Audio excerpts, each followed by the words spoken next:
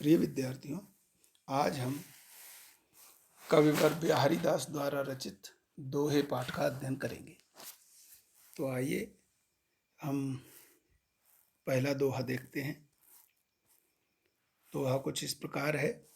सोहत ओढ़े पीत पट श्याम सलोने गात, मनौ नील मन शैल पर आतप पर्यु प्रभात।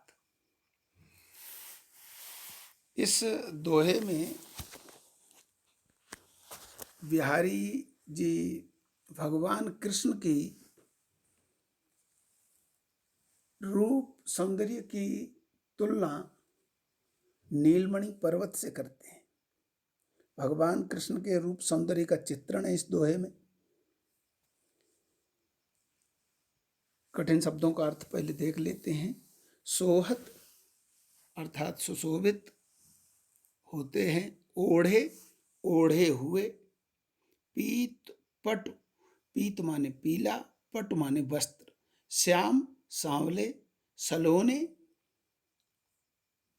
आकर्षक, गात शरीर, मनो मानो, नीलमन नीलमणि, शैल माने पर्वत, आतप माने धूप, पर्यो पड़ रही हो, प्रभात सुबह प्रातः। भावार्थ देखिए, इस दोहे में कृष्ण के श्याम सलोने रूप का वर्णन करते हुए बिहारी जी कहते हैं कि श्री कृष्ण के सांवले शरीर पर पीला वस्त्र ठीक वैसे ही सुशोभित हो रहा है मानो नीलमणि पर्वत पर प्रातःकालीन धूप पड़ रही हो। अब जो भगवान कृष्ण का शरीर है, गात शरीर है, वो सांवला है और उनके ऊपर जो पड़ा हुआ पीला कपड़ा है, पीतांबर है, वो पीतांबर ओढ़े हुए हैं। ओढ़े हुए पीतांबर श्री कृष्ण कैसे लगते हैं? बिहारी के अनुसार ऐसा प्रतीत होता है मानो नीलमणि पर्वत पर, एक नीलमणि नाम का पर्वत है जिसके तमाम चट्टानें जो हैं वो सांवले रंग की हैं, श्याम वर्ण की हैं, और उस नीलमणि पर्वत पर मानो प्रातःकालीन सूर्य की धूप पड़ रही हो। प्रातःकालीन सूर्य की जो धूप होती है वो पीले रंग की होती है, पीताभ होती है। तो इसमें जो है दो तीन बातें समझने की हैं। इस दोहे में भगवान श्री कृष्ण के सौंदर्य का चित्रण है। भगवान कृष्ण की तुलना नीलमणि पर्वत से की गई है। पीले वस्त्र जो हैं वो प्रातःकालीन धूप के साथ समानता दिखाई गई है और भगवान कृष्ण के शरीर की समानता या तुलना नीलमणि पर्वत से की गई है। यहाँ इस दोहे में पीत पट, आपको मैंने अलंकार पढ़ाए हैं। तो पीत पट, पीत में पीत शब्द में पा वर्ण प्रथम वर्ण है, पा। पट यहाँ पर भी पा वर्ण है, इसलिए यहाँ पर अनुप्रास अलंकार है। श्याम सलोने, यहाँ पर भी अनुप्रास अलंकार है। पर्यो प्रभात, पर्यो में भी पहले पा है और प्रभात में भी पहले पा है। तो यहाँ पर ये जो शब्द युग्म हैं, शब्दों के जो जोड़े हैं, उनमें अनुप्रास अलंकार है। दोहे की भाषा ब्रज है और जो दूसरी पंक्ति है मनो नीलमणि शैल पर, इसमें उत्प्रेक्षा अलंकार है। अगला दोहा देखते हैं। कहलाने एकत बसत अय मयूर मृग बाघ, जगत तपोवन सौ कियो दीरग ताग निदाग। इस दोहे में बिहारी जी ने प्रकृति का चित्रण किया है और प्रकृति में ग्रीष्म ऋतु की भीषणता का वर्णन किया। कितनी भयंकर है ग्रीष्म ऋतु, उसका वर्णन किया है। बिहारी जी के अनुसार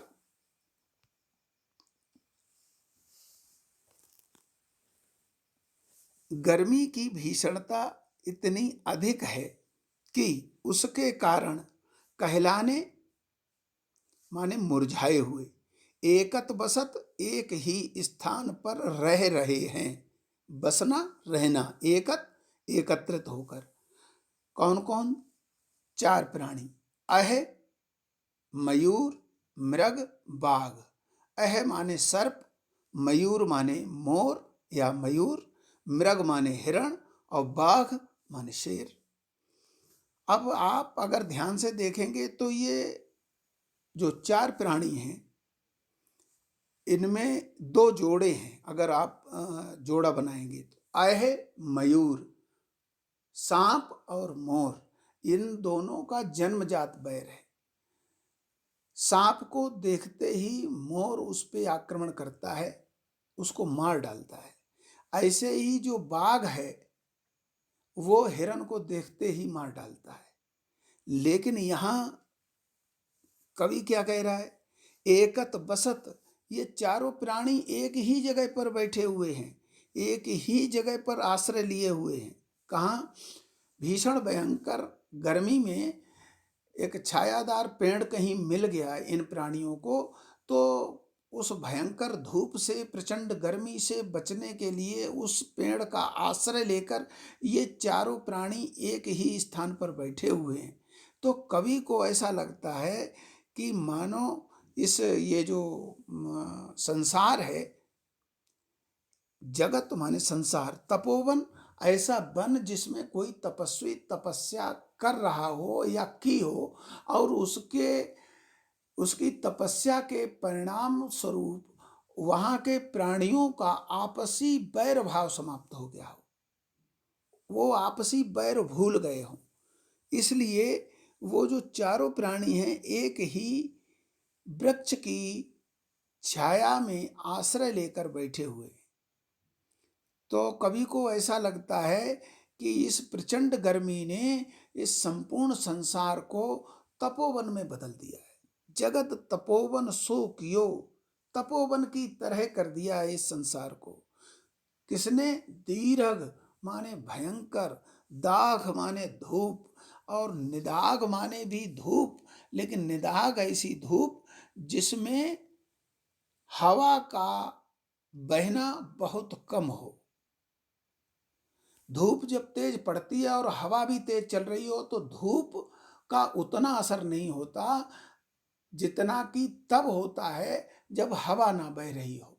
तो धूप ज़्यादा मारक हो जाती है, ज़्यादा ऊष्मा होती है उस धूप में, वो सहन करने योग्य नहीं होती है, असहनीय हो जाती है धूप। तो कवि के अनुसार इस प्रचंड गर्मी ने प्राणियों के जन्मजात बैर तक को समाप्त कर दिया है। तो मैंने पहले बताया इस दोहे में बिहारी जी ने ग्रीष्म ऋतु का वर्णन किया है, ग्रीष्म ऋतु की भयंकर धूप और उस भयंकरता का वर्णन किया है ग्रीष्म ऋतु की। और इसमें अनुप्रास और उपमा अलंकार है। जगत तपोवन सो कियो, तपोवन की तरह कर दिया है, उपमा अलंकार है। सांप और मोर आपस में जन्मजात शत्रु हैं, ऐसे ही मृग और बाघ ये आपस में जन्मजात शत्रु हैं। तपोवन, क्योंकि तपोवन के शांत वातावरण में अनेक ऋषि मुनि एक साथ तपस्या करते हैं, उसी के परिणाम स्वरूप विभिन्न स्वभाव के जीव भी यहाँ एक साथ शांति पूर्वक रहते हैं, यहाँ अर्थात तपोवन में।